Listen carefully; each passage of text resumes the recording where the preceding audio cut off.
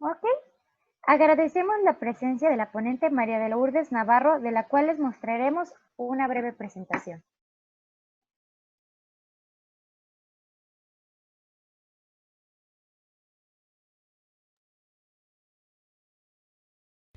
Hola, soy María de Lourdes Navarro Vilis, soy ingeniero industrial mecánico, egresada del Instituto Tecnológico de Veracruz.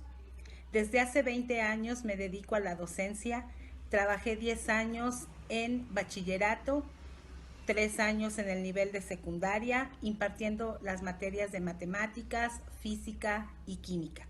Y desde hace 10 años colaboro en la Facultad de Ingeniería de la Universidad Vives.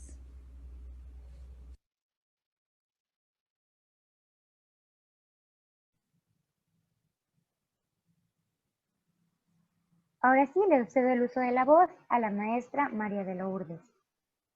Buenas tardes a todos, bienvenidos a este tercer módulo del taller 1FAD y FLAT, perdón, y que está dirigido a directivos y personal en apoyo a dirección, etcétera.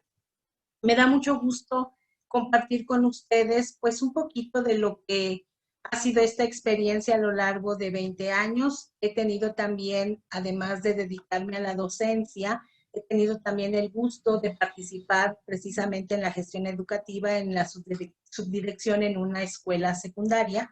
Entonces, entiendo perfectamente toda la labor que se realiza a nivel directivo.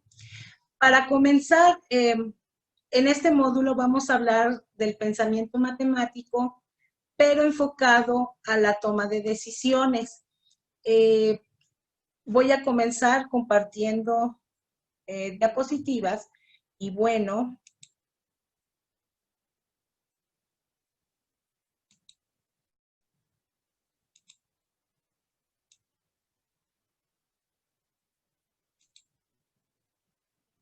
espero que ahí se vea bien.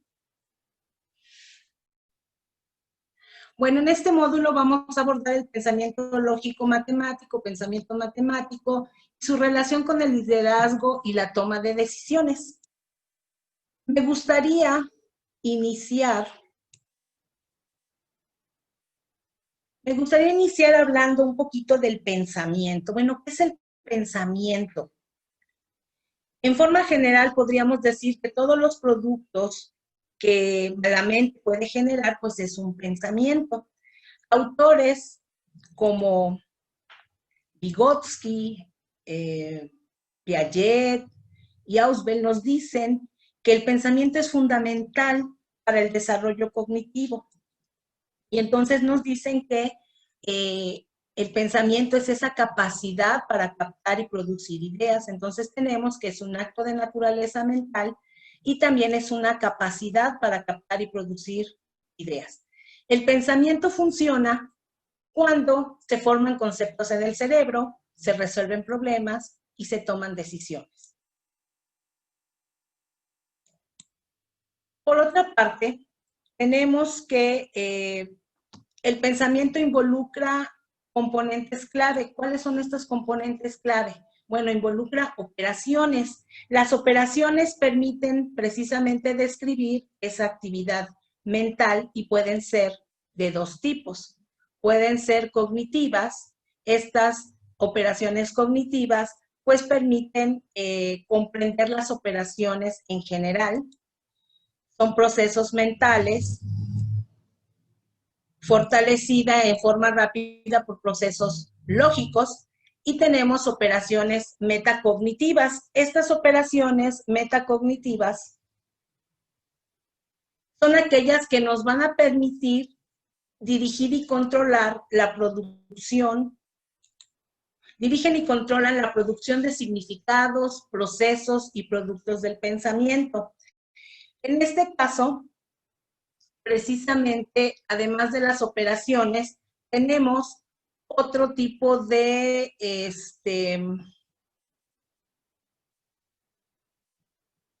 componente clave que es la naturaleza del pensamiento. ¿Qué tiene que ver la naturaleza del pensamiento? Bueno, aquí básicamente es la información, está relacionada con la información existente por la naturaleza del conocimiento en general y particular. Es decir, depende de qué tipo de pensamiento sea, si se va enfocado a alguna disciplina, es importante esta naturaleza porque de ahí viene toda la información que yo tengo de ese pensamiento y puede ser en forma general o puede ser para una disciplina en particular. Y entonces tenemos un tercer componente que son las disposiciones. Estas disposiciones tienen que ver con ser disposiciones hacia el pensamiento. ¿A qué nos referimos con disposiciones hacia el pensamiento? Bueno, aquí entra la tolerancia a la ambigüedad, las fuentes confiables de información, el respeto a la evidencia, es decir, cuando a mí se me presenta una situación y hay un resultado, por así llamarlo, bueno, pues yo debo de tener esa disposición hacia ese pensamiento, es, bueno, respetar lo que estoy viendo, lo que es evidente. Y tenemos otro tipo de disposiciones que van hacia las operaciones. ¿A qué nos referimos con esto? Bueno, pues es la información que yo debo de tener antes de emitir un juicio y me permite ser flexible para cambiar y aceptar incluso puntos de vista diferentes. A veces nosotros pensamos en algo y creemos que ese algo tiene ciertas características y cuando nosotros recabamos la información, pues resulta que no es lo que nosotros pensábamos y entonces debo de tener esa disposición para ser flexible y en un momento cambiar y aceptar el resultado que estoy viendo, pero también para observar o para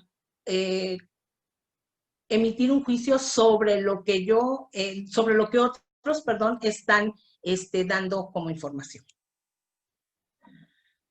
Y bueno, por ahí nos dicen, hablan de pensamiento matemático, de pensamiento lógico matemático, y a final de cuentas vamos a ver que de alguna manera, pues todos caen en la misma, en el mismo término, vienen significando prácticamente lo mismo. Así como analizamos, bueno, qué es el pensamiento, lo desglosamos un poquito, pues también vamos a hablar en un momento dado de qué es la lógica.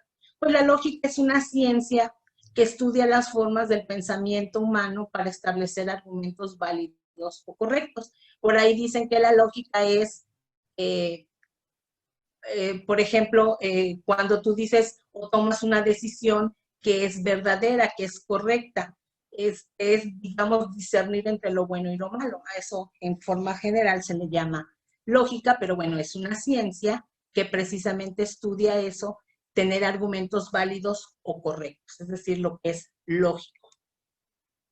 Y bueno, de ahí de esa lógica deriva precisamente el pensamiento lógico. ¿Qué es el pensamiento lógico? Bueno, pues el pensamiento lógico, voy a mover un poquito, es preciso y exacto, es analítico y racional y es indispensable para la solución de problemas. Parte puede ser de datos concretos o de datos probabilísticos y es analítico, lleva siempre un orden, lleva siempre una jerarquización y entonces, bueno, va involucrado nuestro razonamiento. Cuando, por ejemplo, nosotros tenemos formas lógicas del pensamiento, se basan en tres aspectos, en lo que es el concepto, es decir, la imagen mental que nosotros hacemos, el juicio, que se refiere, permítanme un momentito, problemas técnicos.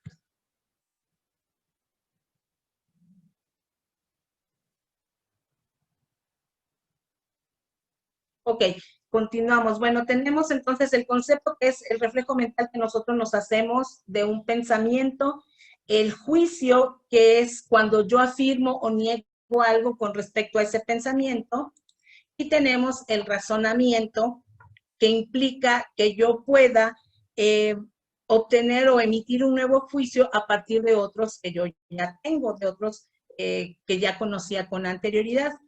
Cuando estas tres formas lógicas del pensamiento, yo las utilizo para solucionar problemas que tienen que ver con operaciones matemáticas, entonces estoy hablando de un pensamiento lógico-matemático. Muchas veces nosotros creemos que, o cuando te hablan de matemáticas o pensamiento matemático, inmediatamente nosotros lo relacionamos únicamente con hacer operaciones matemáticas. Y de hecho, como profesores, como docentes, generalmente los estudiantes piensan, a mí se me presenta mucho este caso a nivel licenciatura, cuando algunas carreras, por ejemplo, no sé, ciencias de la comunicación, que te dicen, bueno, maestro, ¿y por qué yo llevo matemáticas? O sea, ¿por qué matemáticas si yo no voy a hacer nada con matemáticas?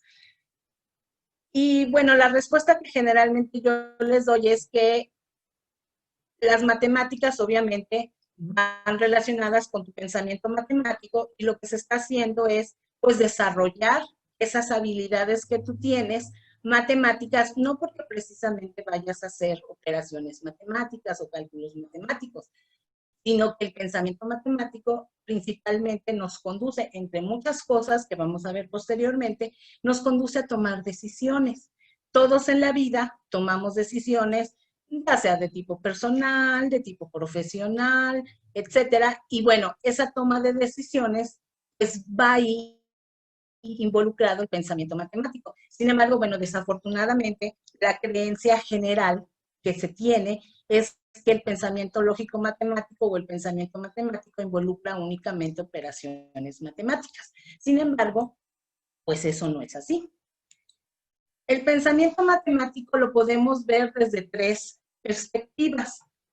La capacidad para generar ideas, esa es una perspectiva muy importante, porque bueno, cuando nosotros generamos una idea es a partir de muchas veces de una problemática, de solucionar algo que se nos presenta, y entonces, bueno, ahí entra el pensamiento lógico matemático. Además, representamos estas ideas mediante un lenguaje matemático. Ahí viene otra confusión.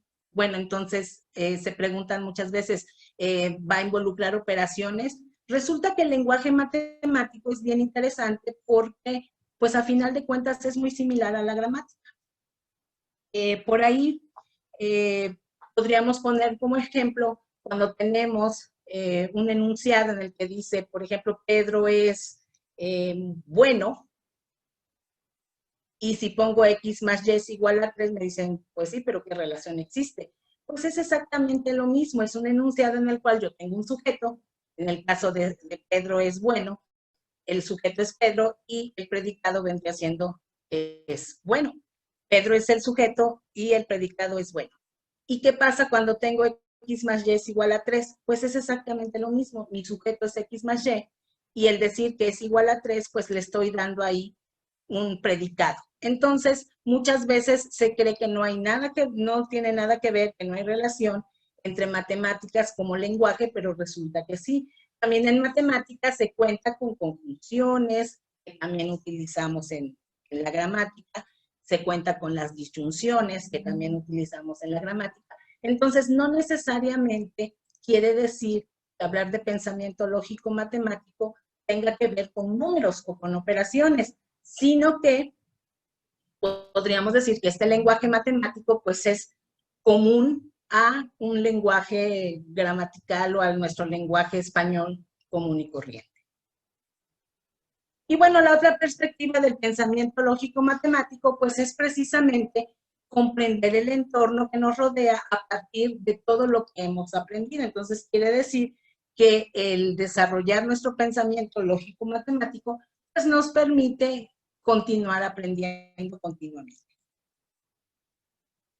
Cuando se tienen funciones directivas, pues un directivo, ¿qué es lo que hace? Planea, organiza y lleva a cabo múltiples funciones que no nada más tienen que ver con la parte administrativa, también tiene que ver con la parte administrativa de la institución escolar, sino que también tiene que ver con los padres de familia, con todo el personal que labora, en el caso de los apoyos pedagógicos, que me parece que así se llaman, pues ellos auxilian también al director y al subdirector revisando a el personal docente en cuanto a planeaciones, en cuanto a las actividades que se deben desarrollar en medio de lo que es la gestión escolar. Entonces, un directivo es importante que sea un líder. De hecho, tengo entendido que ya hubo un curso o taller enfocado hacia liderazgo. Entonces, ustedes saben que un líder, pues es una persona que sin importar el puesto que desarrolle, el puesto que tenga, pues es una persona a la que los demás de alguna manera siguen y que por ahí se dice que, bueno, que todos los personas que están a nivel directivo, no solamente en la parte escolar, sino en cualquier tipo de institución, pues deben de tener esa cualidad, el ser líderes. ¿Por qué? Pues porque ello permite que las personas con quienes trabajan pues tengan además de que haya un mejor ambiente de trabajo, permiten que las cosas se lleven adecuadamente, planeando, coordinando todas las actividades. Entonces es deseable que los directivos, como ustedes, sean precisamente líderes. Entonces, el liderazgo debe de prevalecer, digamos, en un personal a nivel directivo. ¿Por qué? Pues porque el personal, el director o el subdirector va a coordinar y va a consolidar precisamente esos grupos a los cuales dirige, tanto el personal docente, el personal de apoyo, de servicios generales, incluso, bueno, al personal que le apoya a él debe de coordinar todos y, bueno, en algunos momentos quizá delegar un poco de autoridad, porque no se puede en ese puesto hacer todo, pero sí coordinar y estar continuamente revisando y evaluando qué es lo que hace su grupo de trabajo. Entonces es muy importante que todos los directivos pues sean líderes.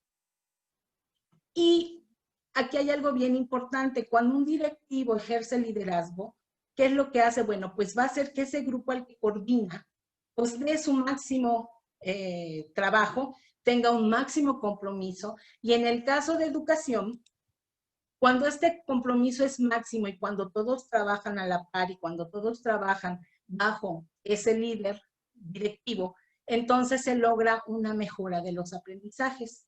Cuando nosotros logramos o todos caminamos hacia esa mejora de los aprendizajes, pues ya estamos hablando de un liderazgo pedagógico. Bueno, el liderazgo pedagógico es el equilibrio precisamente en las funciones administrativas y las funciones académicas. Es decir, el director ejerciendo su liderazgo pedagógico no solamente se va a encargar de todo lo que conlleva la parte administrativa de la escuela, tienen que hacer un montonal de funciones, pero además debe de estar involucrado muy, muy de cerca en las funciones académicas.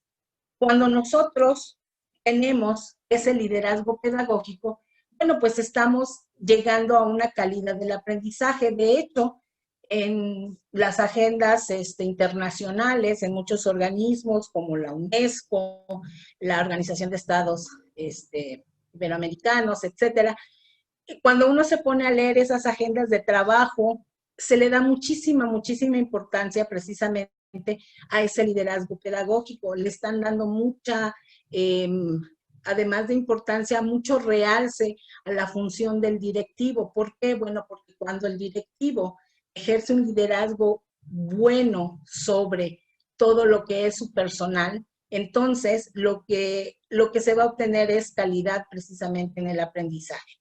Es lo que creo que todos como docentes tenemos en común y tenemos o deseamos para nuestros estudiantes que tengan educación de calidad. Bueno, el líder pedagógico, entre sus funciones, pues está precisamente la de planificar. Es decir, el líder pedagógico tiene que ver qué es lo que se va a hacer, cómo se debe de hacer, cuándo se debe de hacer y quién es quien va a realizar la actividad que tengan a desarrollar. Entonces es bien importante que un buen líder pedagógico pues planifique y además de planificar, que coordine, es decir, que aprenda a jerarquizar.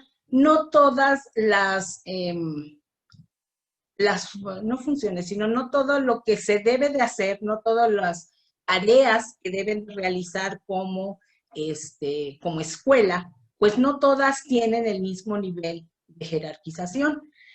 Se debe de ver qué es prioritario, qué cosa es más importante para realizar, qué debo de hacer primero. Entonces aquí es bien importante que al coordinar, bueno, se haga una jerarquización de cómo se van a llevar a cabo estas tareas que deben desarrollar como institución educativa. Y además de planificar, coordinar, pues es importante evaluar. ¿Por qué es importante evaluar? Bueno, porque yo debo de saber si lo que se realizó realmente rindió el fruto que yo deseaba, si en el caso, era el caso de un problema, si se llegó a solucionar el problema, etcétera.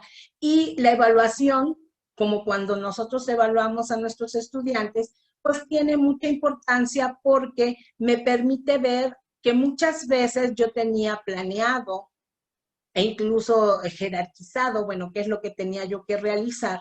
Y bueno, empieza a haber muchas situaciones que no estaban previstas y que entonces a lo mejor no llegué al objetivo que yo tenía y entonces tengo que retomar, quizá volver a reajustar esa planificación que yo había hecho, quizá volver a revisar, a lo mejor yo no hice un adecuado, una jerarquización adecuada y entonces, bueno, la parte de evaluar es muy, muy importante para que a mí me permita, si no llego en un momento dado a mi objetivo, bueno, ver y valorizar en dónde por ahí hubo alguna situación y entonces retomar, como quien dice, retomar el camino y llegar a el objetivo que yo tenía originalmente. Y entre las cualidades que deben de tener líderes pedagógicos como los que nos acompañan esta tarde, pues indiscutiblemente debemos de tener perspectiva. Es decir, bueno, yo tengo que ver siempre hacia adelante, ver muchas veces, como vamos a ver en otro punto de las cualidades, bueno, muchas veces yo tengo que ser tener perspectiva sobre lo que voy a hacer, no nada más sobre lo que estoy viviendo, sino ver hacia adelante. Hay que ser perseverante. Muchas veces, por situaciones ajenas, resulta que no se obtienen los resultados como se tenían planeados o no se obtienen en el tiempo en que yo tenía planeado. Entonces, pues hay que ser muy perseverante, hay que seguir constantemente trabajando para lograr esos objetivos que planteé para mi personal y que planteé yo también como directivo. Hay que prever lo que les comentaba, entra un poquito en tener perspectiva, hay que prever necesidades. Muchas veces las situaciones se van presentando sin que nosotros, pues ahora sí que las veamos llegar. Eh, entonces siempre hay que tener esa visión de prever todo lo que se puede presentar en un momento dado.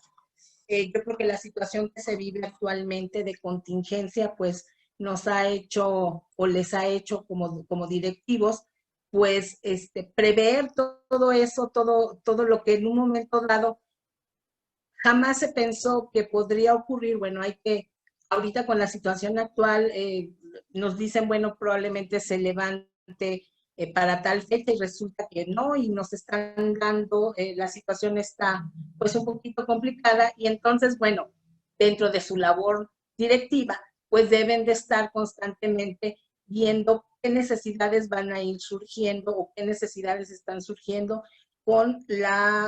digamos, con el tiempo actual. Otra de las cualidades, pues, es comunicar adecuadamente.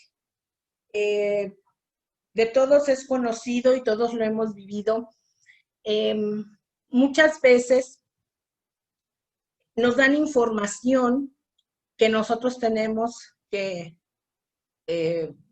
darle pues a los compañeros docentes, a padres de familia incluso, y muchas veces se genera confusión.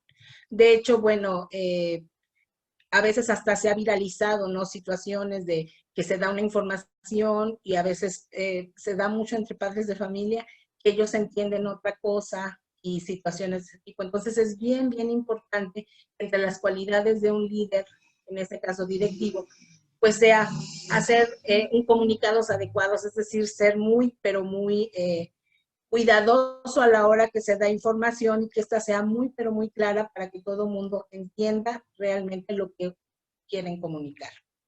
Otra cualidad, tomar decisiones eficaces.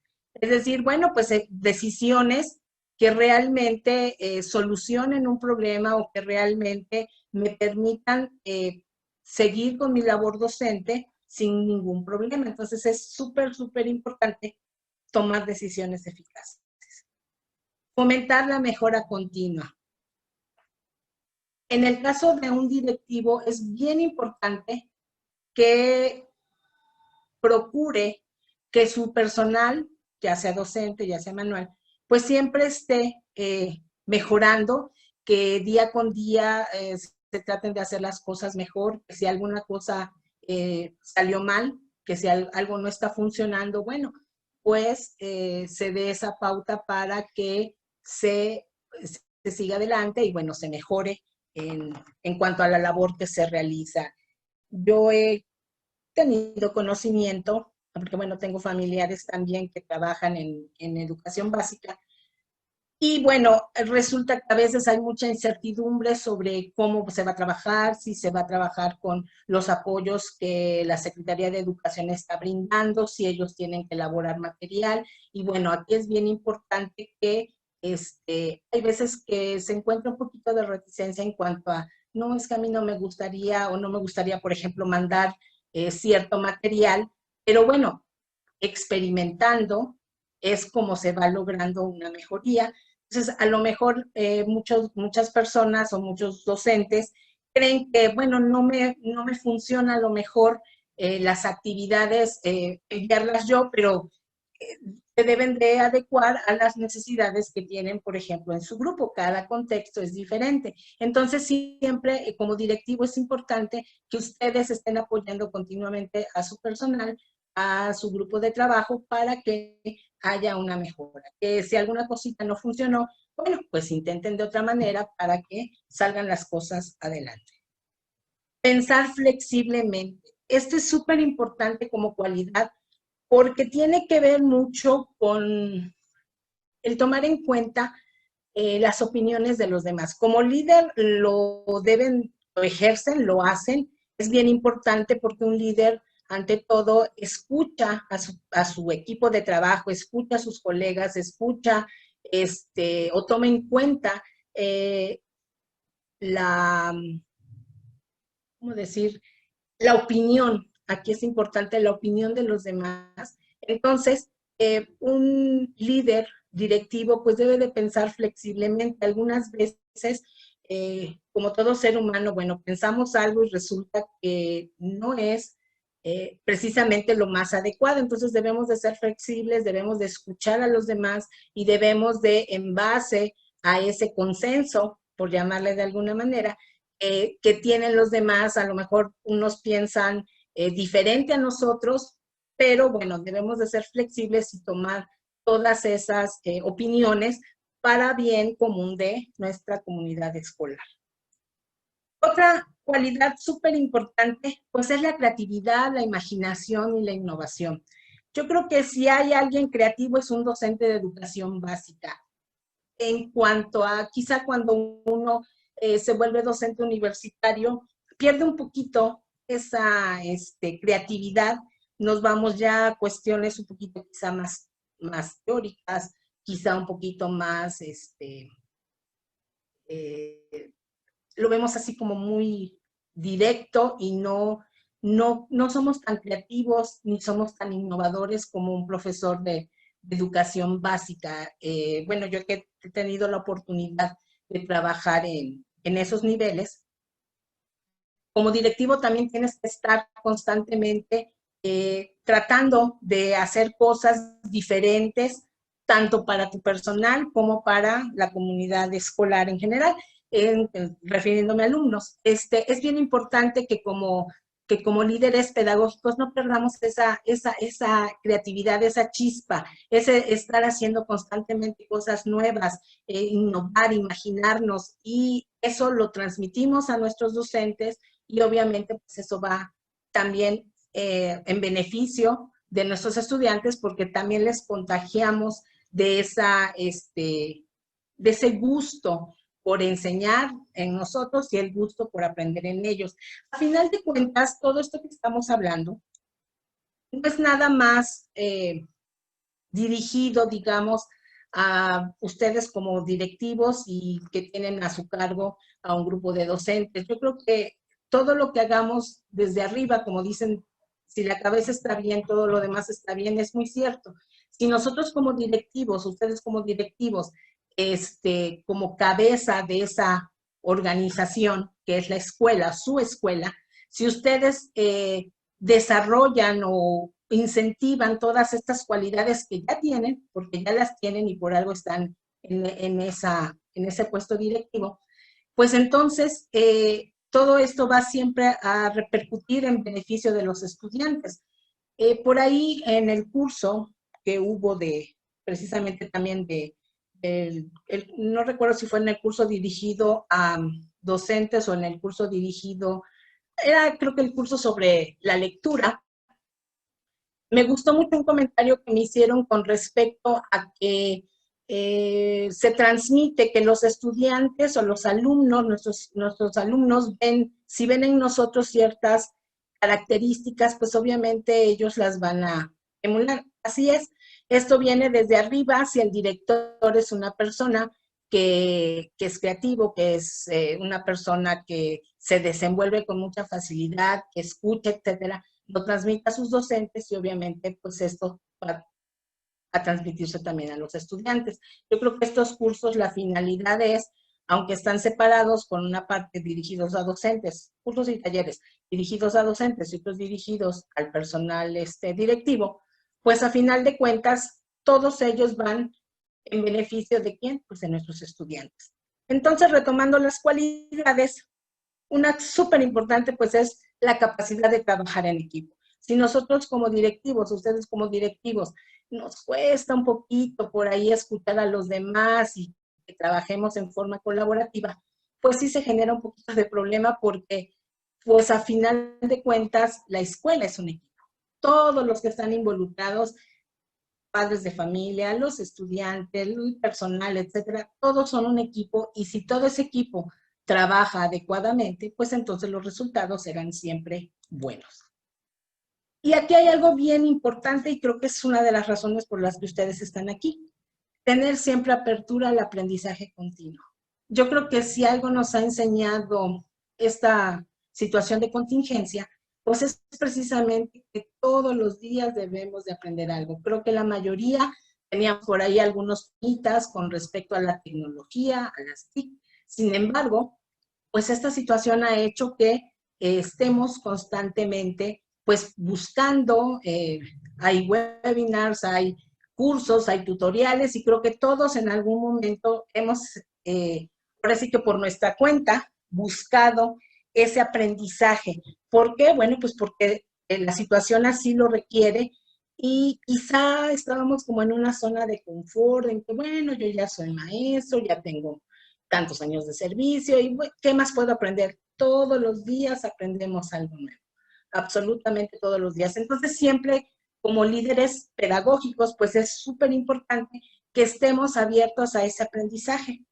Pero además no solamente el aprendizaje de mí como directivo, sino contagiar de ese gusto por aprender también al personal que está a nuestro cargo. Y bueno, pues hablamos de pensamiento matemático, estamos hablando de liderazgo, pero pues ¿qué tiene que ver? ¿Qué tiene que ver el pensamiento matemático con el liderazgo? Pues resulta que hay varios puntos en los cuales pues tienen coincidencias. Y quizá dirán, bueno, pues no tiene nada que ver si en un principio te dice pensamiento matemático y liderazgo, o sea, son dos cosas completamente diferentes, pero no, tienen muchas cosas en común. Por ejemplo, las personas que tienen una gran habilidad, bueno, un gran desarrollo del pensamiento matemático, pues siempre inician planteando un problema, ¿sí? Esa es una de las bases del pensamiento matemático, la solución de problemas. Entonces, ¿cómo voy a iniciar? Pues primero necesito saber si tengo un problema y a partir de ello empieza una investigación. En el caso del liderazgo, pues todo líder, todo buen líder dice, bueno, pues yo voy a tener un propósito o un fin. Entonces ya ahí ya tenemos algo en común. Otro punto importante es, pues, que en el pensamiento matemático, ¿qué es lo que hacemos? Bueno, pues vamos teniendo un procedimiento, ¿sí? Con un orden. Aquí es súper importante que las cosas las llevemos en orden. Y en el liderazgo ya hablamos de que se debe de hacer una jerarquización o priorización sobre los problemas a solucionar o sobre las actividades a solucionar, etcétera. Entonces, bueno, ya tenemos ahí otro punto que está en común. Otra situación que ocurre mucho en el pensamiento matemático cuando nosotros desarrollamos adecuadamente el pensamiento matemático es que trabajamos en equipo.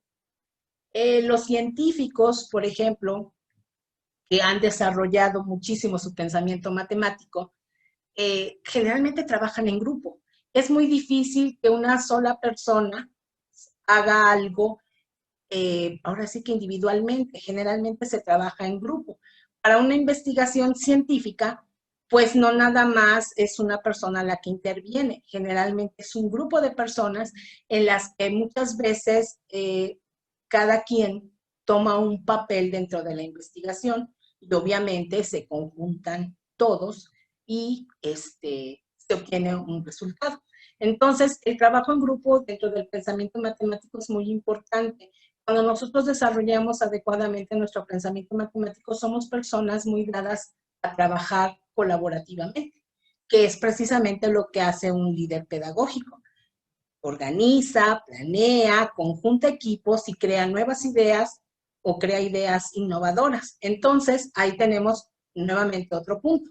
Pero además de estos 4 puntos que están relacionados en el pensamiento matemático y el liderazgo, también tenemos otros puntos que son súper importantes para ambos y que son los mismos para ambos. Construir argumentos siempre es importante, tanto en el pensamiento matemático como en el liderazgo, que siempre se argumente lo que se va a hacer, ¿sí? O sea, que yo tenga un argumento válido para poder llevar a cabo determinada tarea.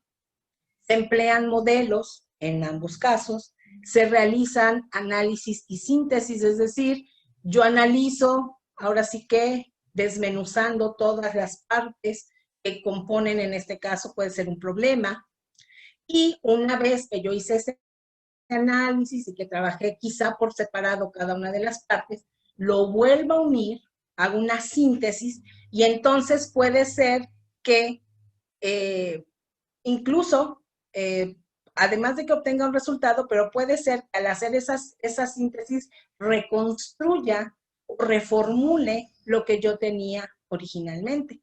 Y también, quizá una de las partes más importantes es utilizar el pensamiento crítico. Y hablar de pensamiento crítico, bueno, es hablar de un pensamiento mucho más, no elevado, pero sí mucho más completo, y que precisamente va involucrado en la toma de decisiones.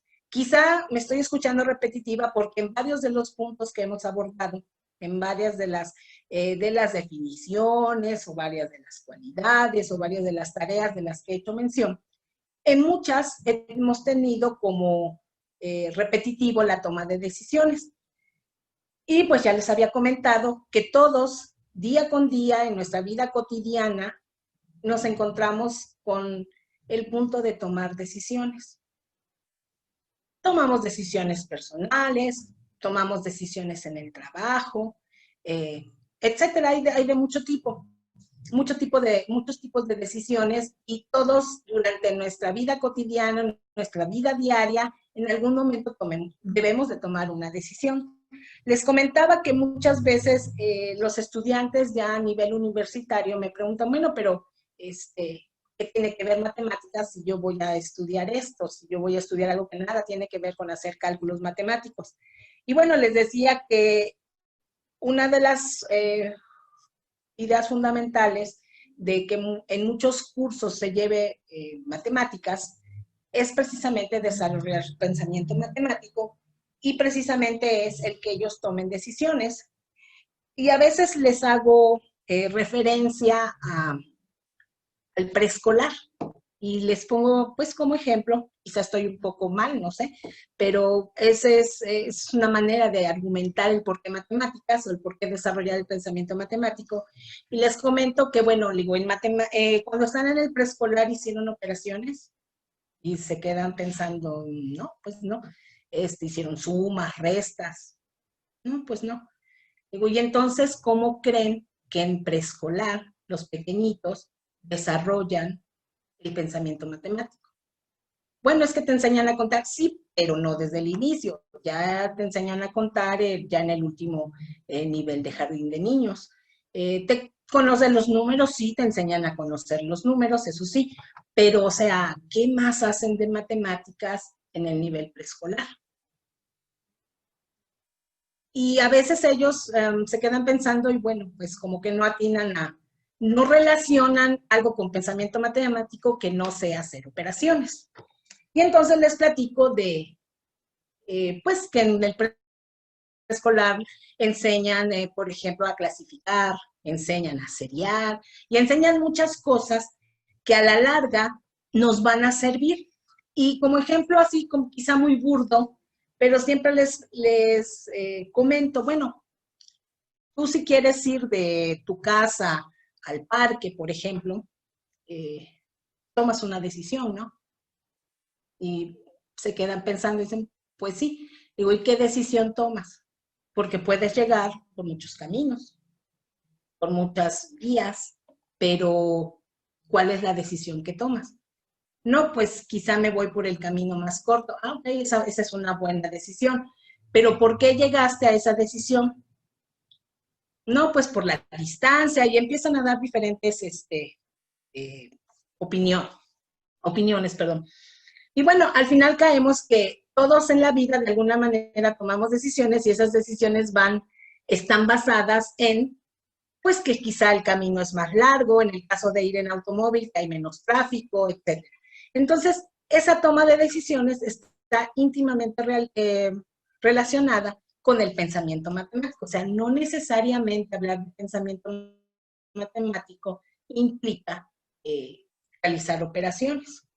Y entonces, volviendo a lo que es toma de decisiones, pues esa es una actividad súper importante y es una actividad que día con día directivos y docentes, además de todas las personas que se dedican a otras situaciones o están en otros ámbitos de trabajo, todos tomamos decisiones. Y en el caso de un líder pedagógico, pues esa toma de decisiones es muy importante. ¿Por qué? Pues porque de unas de las decisiones que se tomen, pues depende prácticamente el buen funcionamiento de su institución educativa. Entonces, para que nosotros tomemos decisiones, pues lo podemos hacer empíricamente. Es decir, bueno, ya me pasó esto, pues lo voy a hacer igual.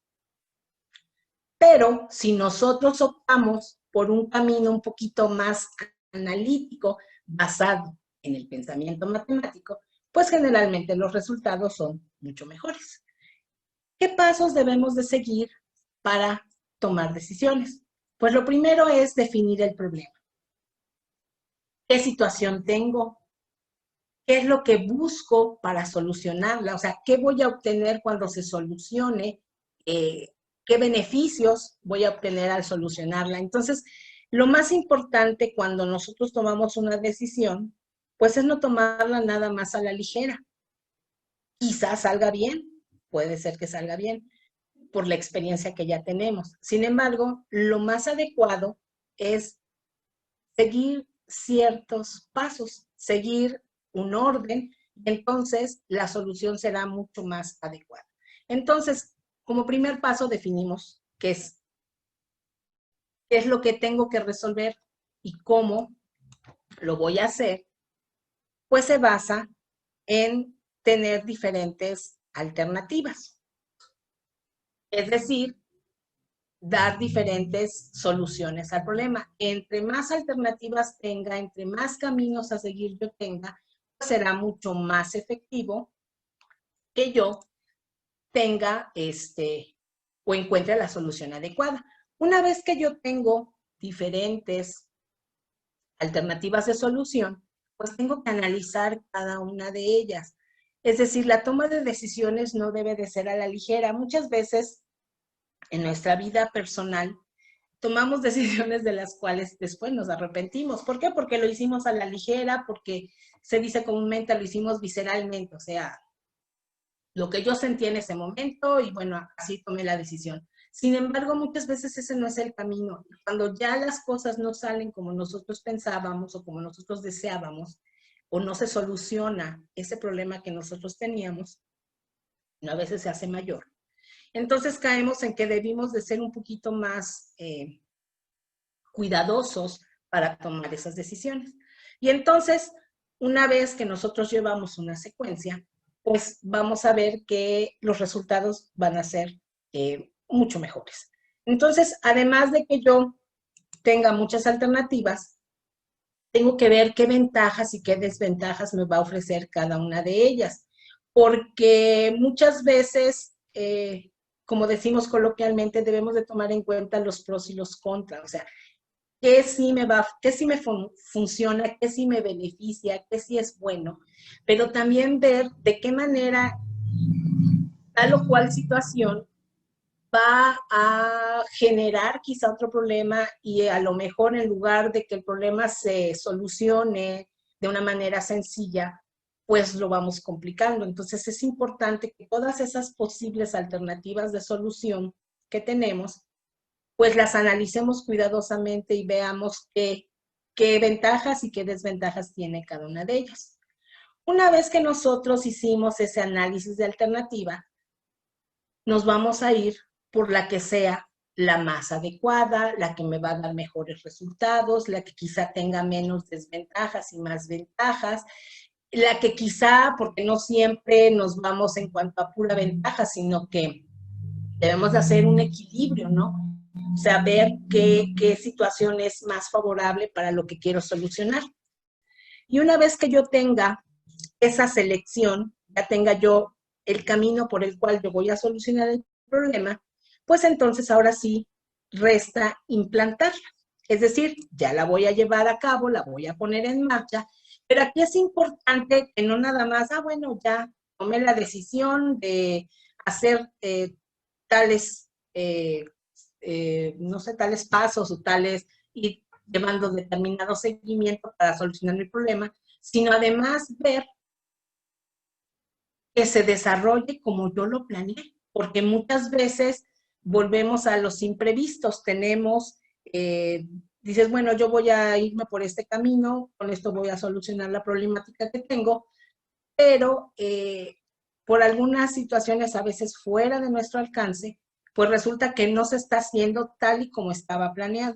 Y entonces, si no se está haciendo tal y como estaba planeado, pues hay mucha probabilidad de que no alcancemos el objetivo que teníamos. Entonces, ya una vez que yo puse en marcha, el paso final es evaluar, juzgar si se solucionó el problema, y en caso de que yo no haya llegado a esa solución, entonces tengo que regresarme y tengo que ver en cuál de las etapas no se llegó o no se llevó a cabo correctamente. Entonces muchas veces hay que volver a empezar prácticamente, pero ya no empezaríamos de la definición del problema, sino quizá de todas las alternativas que en un principio nos habíamos planteado, que habíamos analizado, pues entonces quizá a partir de este punto o de puede ser que a lo mejor antes de definir ventajas, sino no contábamos a lo mejor con otra alternativa, entonces, bueno, me permite regresar y volver a plantear y entonces llegar a una solución aceptable.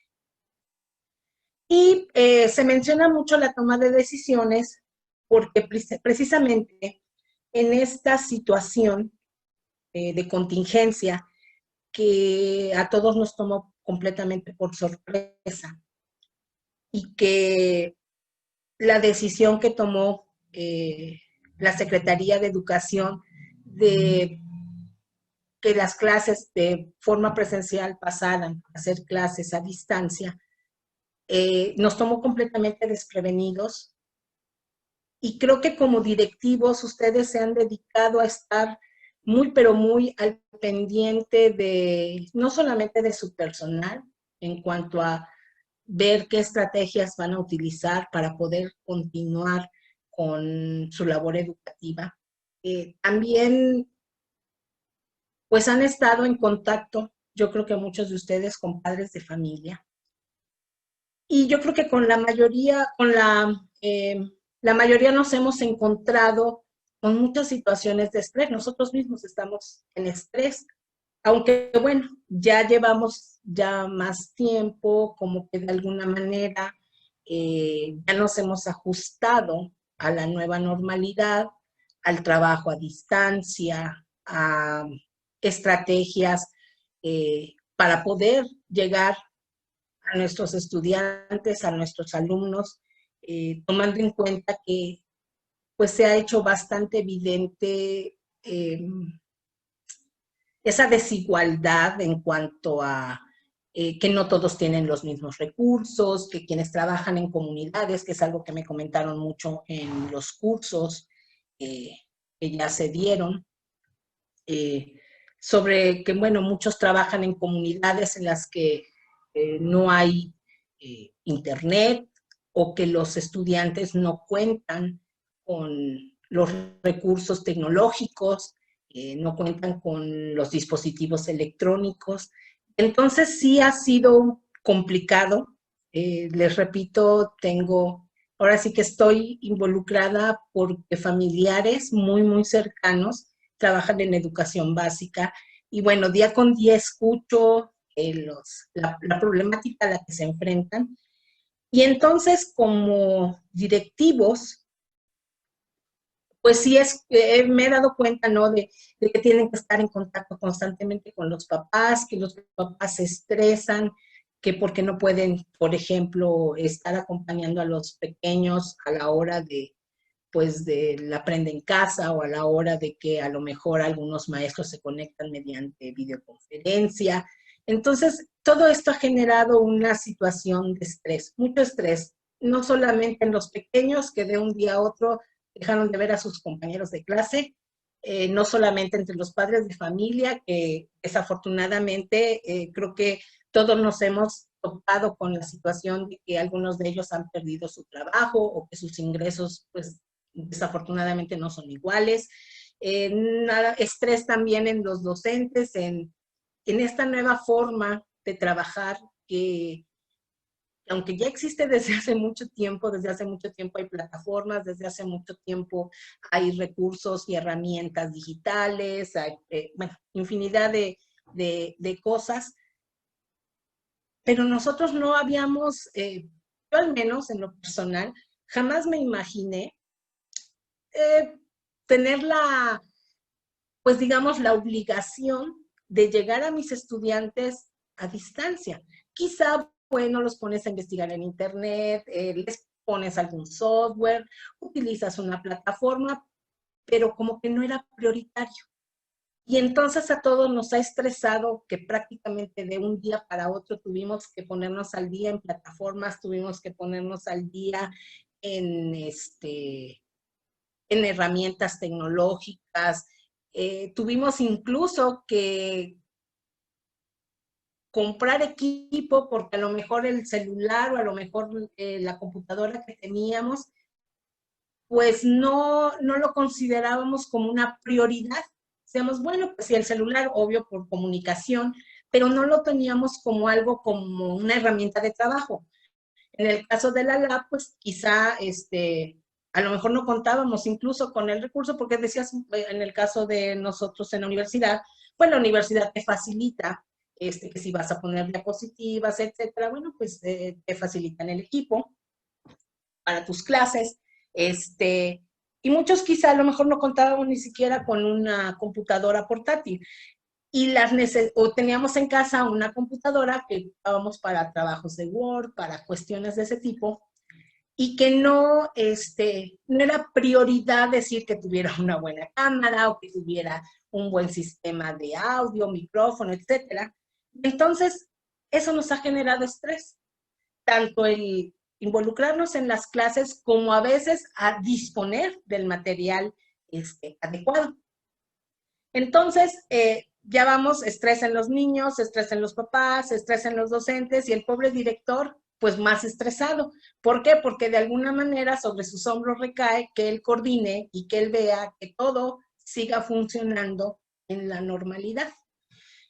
Y entonces, además del liderazgo que venían ejerciendo como directivos, planear, organizar, se viene la contingencia. Y entonces surge un nuevo liderazgo en el cual, además de hacer todas las funciones que veníamos haciendo, funciones administrativas, funciones docentes, resulta que ahora también debemos involucrar la parte emocional. ¿Por qué? Porque todos quienes nos rodean están estresados. Además, como directivos, no nada más son directivos, son padres de familia y entonces también tienen el estrés que les genera pues el trabajo, no porque no quieran trabajar con sus pequeños, sino porque además de que ellos quisieran o ustedes quisieran estar al pendiente de sus hijos en cuanto a las clases a distancia, pero también tienen que trabajar en el mismo horario y bueno, muchas veces es complicado. Y entonces, ese liderazgo que ahora se ejerce ante la contingencia, por ahí sugieren que sea de 4 tipos. Que sea un liderazgo que calma. Me refiero con un liderazgo que calma. Pues que exista una relación pausada, que no generemos más estrés ni a nuestros docentes, ni a nuestros padres de familia, y mucho menos a nuestros pequeños, que de verdad ellos todavía no alcanzan a entender, aunque nos han demostrado una resiliencia de verdad asombrosa, se han adaptado perfectamente al cambio. El otro día escuchaba en con mi hermana, que es su directora, y escuchaba, estaba en videoconferencia, y me llamó mucho la atención, incluso el lenguaje que ahora usan en preescolar. Ah, maestra, permíteme, es que me desconecté, pero ya me conecté de nuevo. O sea, ya manejan el celular, ya manejan la computadora, ya manejan todos los recursos digitales, de verdad asombrosamente. Afortunadamente, bueno, tienen acceso a ellos, ¿no? Entonces, al referirme a ese liderazgo que calma, bueno, pues es una relación pausada, no estresar más de lo que ya están estresados todos, ni estresarse ustedes tampoco.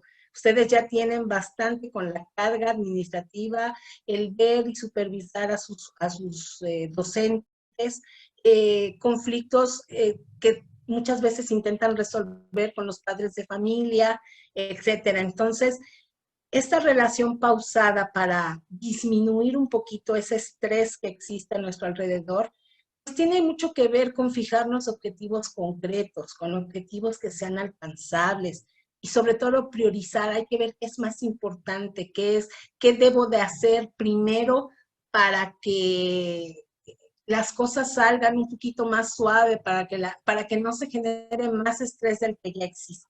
Entonces, podríamos buscar esa parte del liderazgo, un liderazgo que calme, un liderazgo que informe. Es súper importante. A veces se vuelve esto como el teléfono descompuesto. El director da una indicación, a veces los docentes entienden otra cosa y ya los padres de familia, bueno, ya termina esto de verdad bastante conflictuados porque no era lo que se quería decir. Al referirnos a un liderazgo que informa, es dar una información veraz, una información útil, formal y en tiempo real. creo que la mayoría de ustedes se ha enfrentado a esta problemática en la que muchas veces te preguntan cosas que se salen mucho de tu campo. A veces creo que la mayoría de los papás y creo que la mayoría de ustedes se han enfrentado a la pregunta de los papás de cuándo se regresan a clases presenciales. Una respuesta que no tenemos. Entonces aquí es bien importante que cuando se resuelvan las dudas que tienen tanto sus docentes o padres de familia, quizá a lo mejor en el caso de ustedes no hay mucho contacto directo con los estudiantes, pero sí con docentes, padres de familia, personal manual. Y cuando les pregunten algo, cuando estas personas tengan dudas, ustedes se refieran a ellos y les aclaren esas dudas siempre basados en fuentes confiables. Hay que evitar los rumores. Desafortunadamente, una de las cosas que se ha presentado con mucha frecuencia, ya se presentaba, pero quizá no era tan evidente, son los rumores. Dicen, dijo, etcétera. Entonces sí hay que ser ustedes como líderes muy, muy concretos en cuanto a la información que se da. Que sea muy clara, muy precisa y sobre todo que evite precisamente esa propagación de rumores. Que todas las veces que ustedes den información o aclaren dudas, sea de fuentes muy, pero muy confiables para evitar pues rumores que a veces generan muchos problemas. El otro tipo o el otro punto que sería importante transmitir es el liderazgo que normaliza. ¿A qué nos referimos con liderazgo que normaliza? Pues en ayudar a enfrentar la situación y retomar la vida cotidiana. Es complicado si nosotros como adultos, bueno, en mi caso ya una persona mayor de 50 años, de verdad se me complica. Y hay días en que estoy así como muy reflexiva y a veces no entiendo, dices, ¿qué va a pasar? ¿Qué va a suceder? ¿No? Ves que esto no tiene fin y escuchas en las noticias que ya vienen los rebrotes en Europa, entonces dices, bueno, aquí todavía no salimos de la primera etapa y ya, o sea, ¿cuándo se va a acabar todo esto? Entonces, al ejercer un liderazgo que normaliza, pues como directivos deben de ayudar tanto a sus docentes como a padres de familia que se acerquen a ustedes, pues a enfrentar la situación, a tener resiliencia. Si tienen la oportunidad de, pues no sé, no puedo decir instituciones, pero por ejemplo, Busaer, este acompañamiento que les dan muchas veces psicólogos, es importante que pues busquen, ¿no?, una platiquita de los psicólogos, tanto para su personal como para los padres de familia con respecto a resiliencia, o sea, a afrontar las situaciones y ser, digamos, fuertes, pues que debemos de seguir adelante con nuestra vida cotidiana, sí, muy diferente a la que vivimos antes de marzo, muy, muy diferente, pero que debemos de adaptarnos a las nuevas situaciones, porque además esto no va a, una vez, les ponía yo como ejemplo algunos de mis estudiantes en una plática que tuvimos sobre precisamente la contingencia, y yo les comentaba, es que esto no es como el aguacero, que dices, ay, llueve, pero en cuanto se pase puedo salir. Yo creo que de ahora en adelante, bueno, no creo, estoy segura, la situación que va a prevalecer es muy diferente a la que vivíamos antes. Debemos adaptarnos a ser mucho más precavidos, a tener mayores normas de higiene, y eso ustedes como directivos deben de transmitirlo también y deben de apoyar a sus docentes en cuanto a que, bueno, pues debemos de adaptarnos a la nueva normalidad. De ahora en adelante, muchas de las cosas, muchas de las planeaciones que hagan, pues van a ir basadas en la nueva normalidad, porque algún día vamos a regresar a clases presenciales. Quizá al principio sea en un modo híbrido, clases presenciales combinadas con clases a distancia, pero de aquí en adelante, pues debemos de tomar nuevas medidas Y entonces eso también es lo que ustedes deben de transmitir. A eso me refiero con un liderazgo que normaliza, es decir, apoyar y de alguna manera influir en la nueva normalidad. Y además de todos estos, de los tres que ya previamente platiqué, pues creo que el importante, no el más importante, pero sí es, creo que de suma importancia, y repito, era algo, quizá, a lo mejor yo como profesora universitaria no entraba mucho en la parte emocional, quizá a nivel básico, porque bueno, también trabajé en secundaria, en bachillerato, y trabajar con adolescentes y preadolescentes involucra a veces un poquito en la parte emocional de los estudiantes, te platican de sus problemas, etcétera. Entonces, quizá en esa etapa no he tenido la oportunidad de trabajar con más pequeños como preescolar y primaria, pero repito, quizá como profesora a nivel universitario, perdí un poquito esa parte de la parte emocional, y yo creo que ahora pues la he retomado eh, con esta situación de contingencia, y creo que hay que ejercer un liderazgo que acompaña. En cuanto a esto, pues hay que permitir que las personas expresen sus emociones. De verdad resulta, eh, ¿cómo decir? Sorprendente, ¿sí?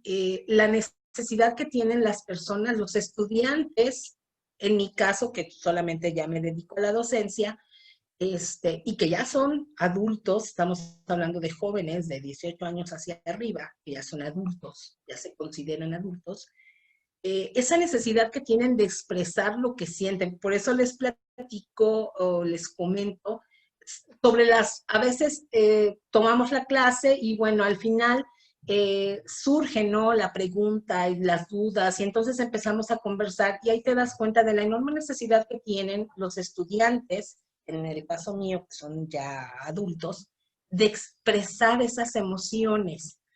El estar encerrados, pues se escucha feo, pero el estar encerrados de verdad a veces como que hace que nos guardemos muchas cosas. Cuando tú sales y hacías tu vida normal, interactuabas con tus compañeros de trabajo, interactuabas, había cierto contacto, el abrazo con el amigo, el saludo de vez, no sé, muchas cosas que estábamos habituados y que de ahora en adelante debemos evitar.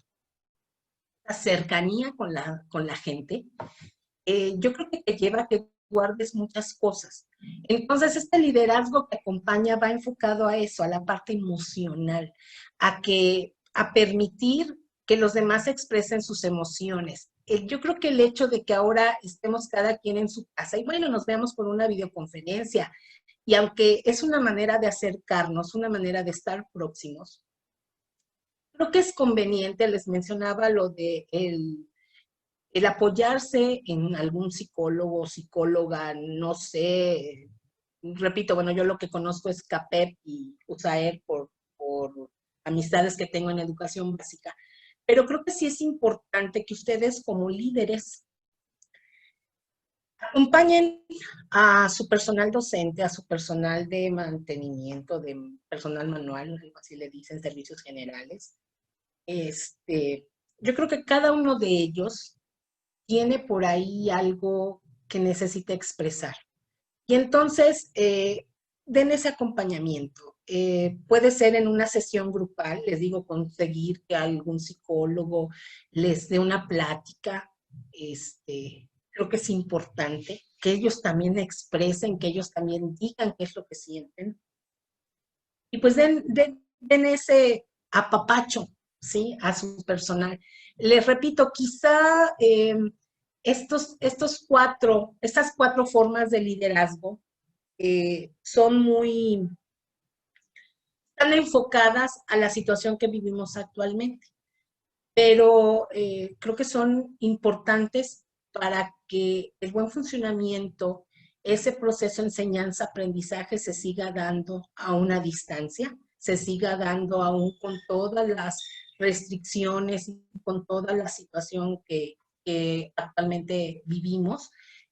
Creo que es importante que no nada más como directivos se enfoquen únicamente en planificar, en organizar, o sea, sí, pero también no dejen de lado esa parte emocional que hoy en día es muy, pero muy necesaria porque todos, cada quien, cada quien lleva por ahí pues una situación que le preocupa, una situación que le acongoja, una problemática que muchas veces no saben cómo salir, no saben cómo solucionar.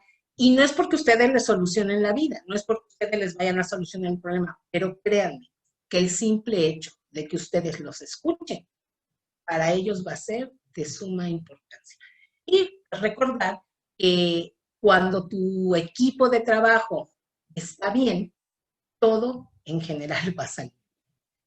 Y pues ya nada más me queda para concluir esta pequeña charla, pues en retomar que a final de cuentas, todo esto que hagamos, todo esto que hacemos, tomar decisiones, etcétera, pues tiene mucho que ver con nuestro pensamiento matemático. Entonces, ¿qué debemos de hacer? Seguir desarrollándolo nosotros, pero también invitar o también tratar de fomentarlo tanto en nuestro personal como en nuestros, obviamente, en nuestros estudiantes, porque a final de cuentas, la toma de decisiones, que a mí me parece que es la parte más importante del pensamiento matemático, pues todo mundo la tiene que utilizar en cualquier ámbito de la vida, ya sea la parte escolar, fuera del aula, en nuestra vida cotidiana, ante situaciones como la que vivimos actualmente. Y bueno, todo eso va prácticamente de la mano. Entonces, les agradezco mucho que me hayan escuchado y si tienen alguna pregunta o alguna duda, pues espero poder apoyarles. Muchas gracias.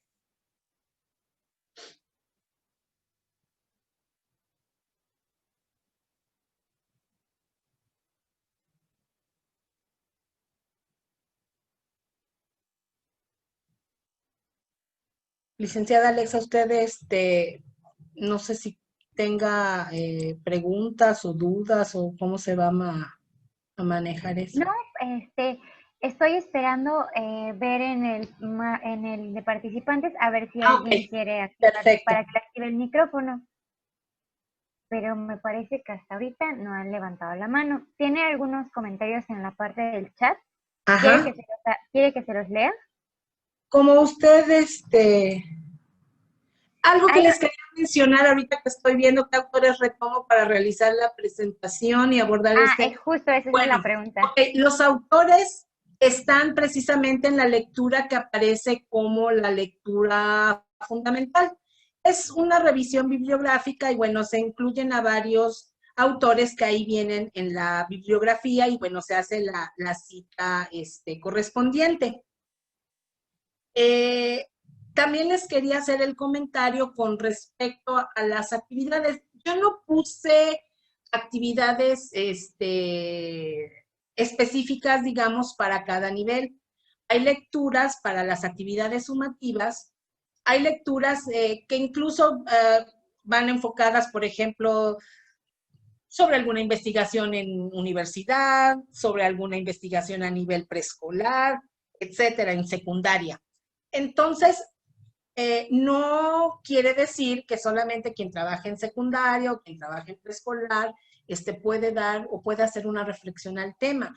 Yo ahí les puse que de acuerdo al nivel en el que trabajan, de acuerdo a cuál es el nivel en el que están laborando, pues ustedes hagan una reflexión o verifiquen si son algunos puntos a seguir, cuáles de esos puntos, sobre todo sobre la contingencia, cuáles de esos puntos han ustedes realizado y bueno, tienen que ver con el pensamiento matemático.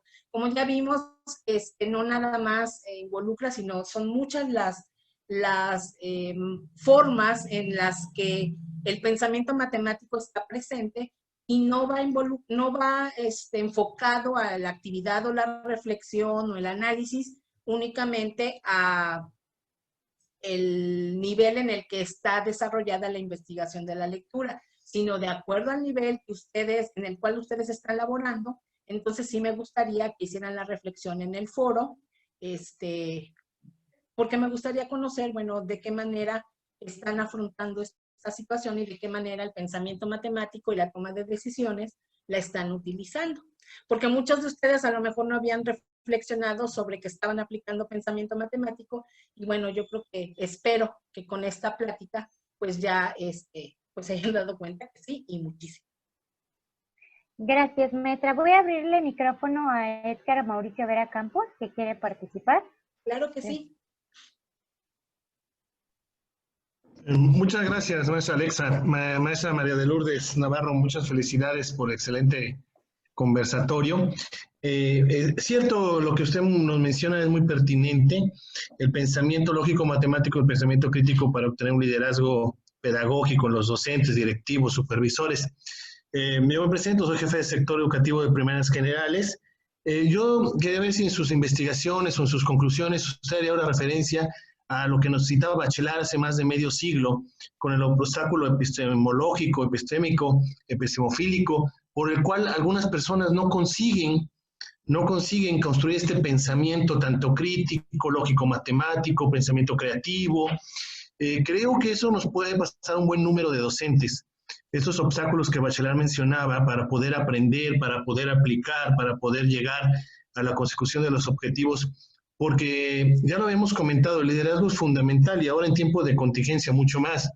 Y si no tenemos desarrolladas habilidades tecnológicas y habilidades autorreflexivas, jamás llegaremos a las metacognitivas, que creo que es muy importante reflexionar que estamos en una situación inédita, que nadie se la esperaba, y que bueno, México está dando un brinco, y como usted bien lo dijo, abriendo mucho más la brecha que ya existía, porque México es un país de desigualdad, tanto económica, social como educativa, habiendo mucho más la brecha entre niños que tienen acceso a las tecnologías, a la internet, y niños que no tienen nada, ni el cuadernillo les ha llegado.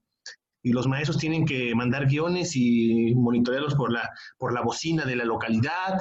De verdad que son titanes esos docentes y esos directivos de escuelas unitarias de multigrado que están logrando con muy poco, mucho. No se está descuidando a esos estudiantes, pero sí encuentro en mucho maestro este tipo de obstáculos que Bachelard nos mencionaba hace más de medio siglo, los obstáculos epistemológicos, epistemofílicos y epistémicos, para que una persona llegue. No sé si en sus investigaciones, maestra, o en alguna lectura nos pudiera usted recomendar si sí se dan esos obstáculos y si los tenemos más emocionales, más epistemofílicos, o son más de formación docente. Gracias, maestra María Lourdes. Gracias, maestra Alexa. Bueno, maestro Edgar, yo no hago referencia a ello, pero si usted quisiera, o podría yo buscar cierta bibliografía que les pudiera ayudar. Tiene usted razón en cuanto a esta brecha tan grande que existe. Y por ahí también en los cursos me hacían esa pregunta, que qué hacer. Yo sí algo admiro en un maestro que trabaja en una comunidad es precisamente esa vocación por, pues porque sus estudiantes aprendan. Y creo que el paso más importante que debemos de dar como docentes cuando tenemos ese tipo de situaciones que no se presentan únicamente en una comunidad, aún en una ciudad, aún en Jalapa, capital de estado, tenemos por ahí estudiantes que no tienen acceso a internet, que no tienen dispositivos electrónicos. O sea, esto no nada más va a una comunidad. Entonces, yo creo que sí sé que es una labor mucho más complicada, pero creo que el principal paso que debemos dar es tratar por todos los medios a nuestro alcance, y quizás siendo un plus, un más allá, de llegar a nuestros estudiantes.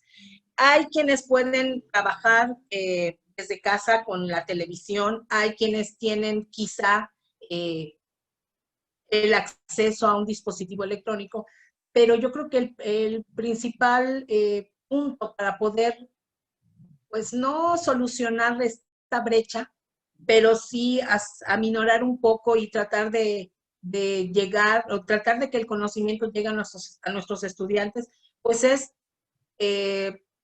buscar el medio para poder hacerles llegar, como usted dice, muchos no han recibido el cuadernillo, muchos no tienen los libros, muchos, etcétera, pero bueno, quizás, yo sé que es complicado, porque sé que lo es, quizá buscar, hacer un plus y buscar algún medio para poder llegar a ellos, para que ellos no se queden sin aprender, elaborarles a lo mejor un cuadernillo.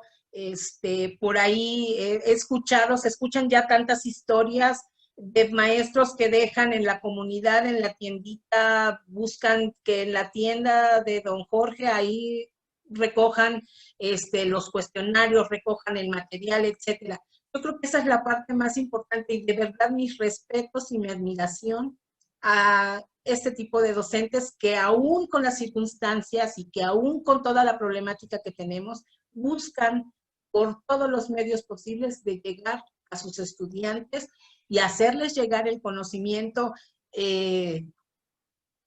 pues de la manera que ellos pueden, de la manera que ellos tienen, de la manera que ellos se idean, de la manera que ellos, se ha sabido de maestros que incluso van a veces hasta casa por casa repartiendo material, etcétera. Yo sé que es complicado, yo sé que no todos lo pueden hacer, pero yo creo que ahí en esa parte, pues sí debemos de ser un poquito empáticos con la situación y el contexto que nuestros estudiantes tienen. Es muy diferente en cualquier nivel y es muy diferente incluso dentro de un mismo grupo tenemos muchísimas problemáticas.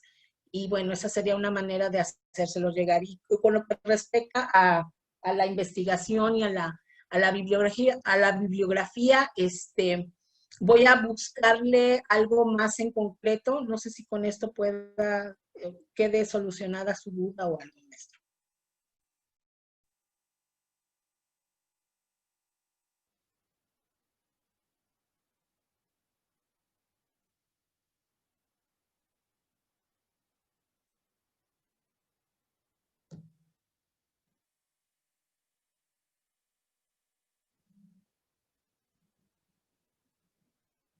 Sí, maestra, muchas gracias, maestra Navarro.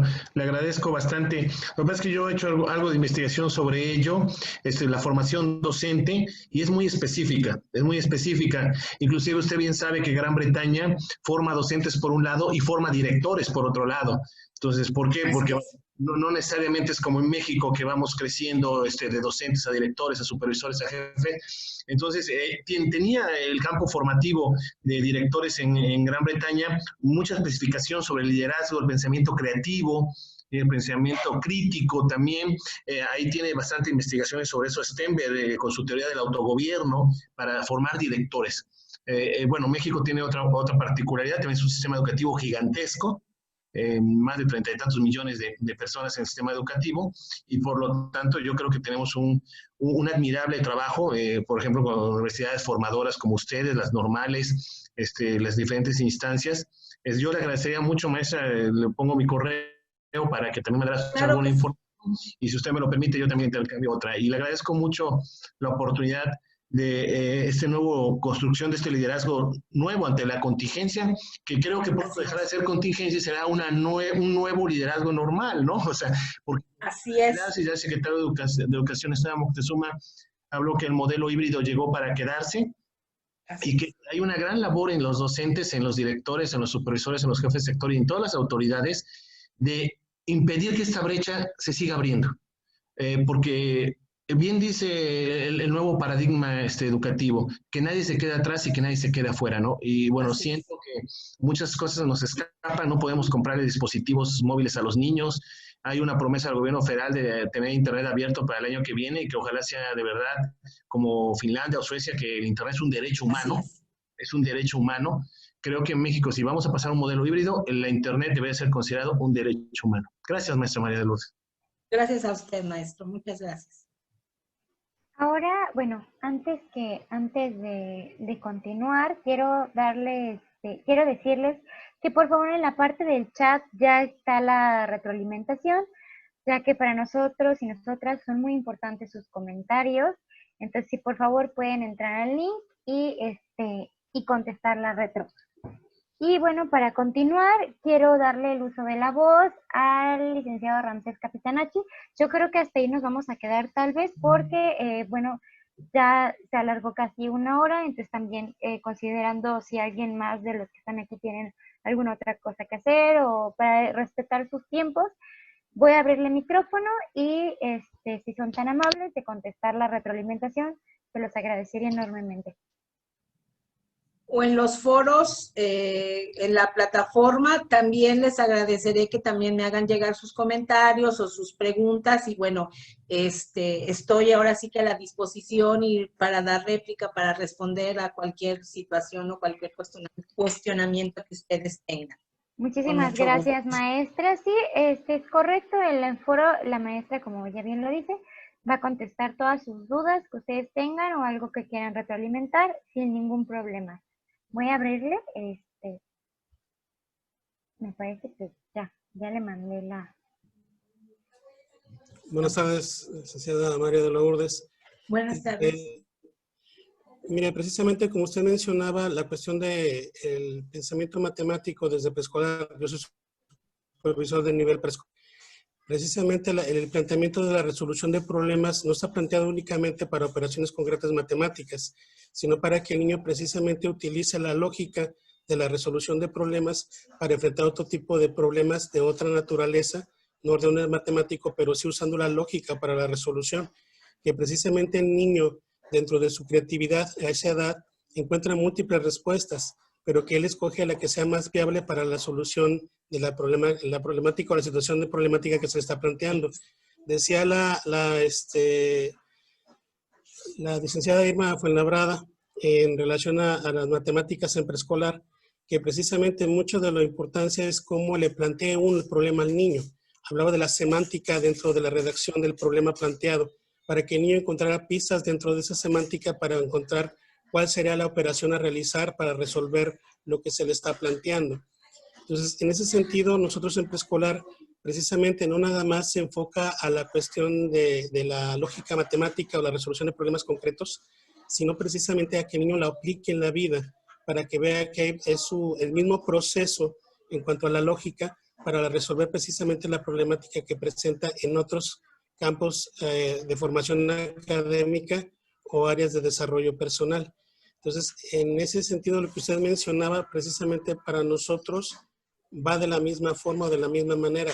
Y como usted decía, es más sencillo trabajar estas primicias en preescolar que los niveles, porque a veces los niveles lo enfocan exclusivamente con el uso de números o de operaciones concretas y no para los demás ámbitos que atendemos de forma integral al niño. Entonces, siento que la perspectiva que le está dando usted a lo que estábamos viendo, pues al menos para nosotros de preescolar, no es tan ajena o no debe ser tan ajena. Quizás sí sea un poquito más complicado para primaria, para secundaria, otros niveles, porque van enfocados ya más específico a una área asignatura. Nosotros como tenemos de manera integral al niño, precisamente la cuestión de la interdisciplina y la transversalidad nos permite trabajar de esta forma en otros ámbitos, lo que estamos aprendiendo en uno. Le agradezco la información y precisamente tengo muchas expectativas ahora con este bloque. Perdón, gracias. Muchas gracias, maestro, muchas gracias. Muchísimas gracias, maestro Ramsés. Bueno, para continuar, quisiera que por favor las personas que quieran y puedan activen sus cámaras para tomar la foto del final. Y bueno, igual volverles a comentar que las personas que no han hecho su registro en el link, por favor hágalo, ya que es su asistencia del día de hoy. Y también de la retroalimentación, por favor. Entonces, bueno, voy a comenzar para tomar las fotos.